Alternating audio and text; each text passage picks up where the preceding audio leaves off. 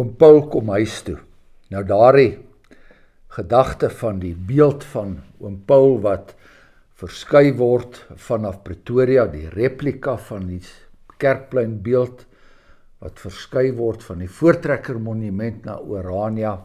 Ons het regtig baie daarvan te sien gekry in die afgelope 3 maande of so.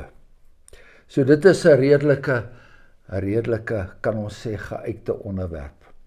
Maar daar is tog iets aan die verskillende lyne wat by mekaar kom wanneer ons Oom Paul daar op Orania sien.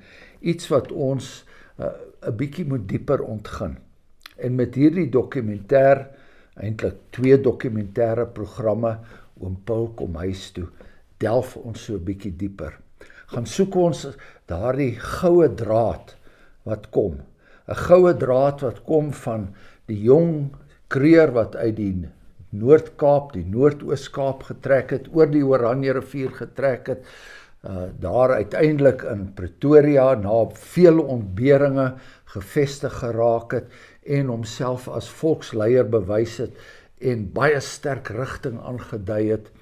So daar is een goue lyn, maar daar is ook ander lyne. Daar is die lyn van ons volksleiers wat die visie gehad het om hierdie damme in die Oranje rivier te bou en sodoende dit vir ons moontlik gemaak het om in 'n plek soos Orania weer 'n nuwe begin te maak, 'n nuwe republikeinse ideaal te vestig.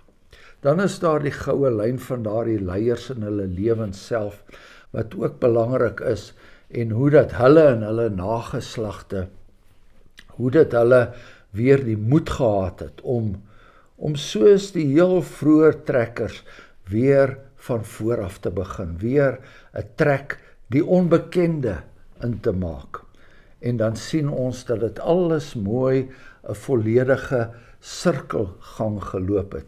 So in hierdie dokumentêre reeks kom dit baie duidelik na vore dat die Afrikaner het nog altyd, kom ons noem dit maar in sy gene, in sy wese, het hy 'n diep gewortelde vryheidsstrewe gehad.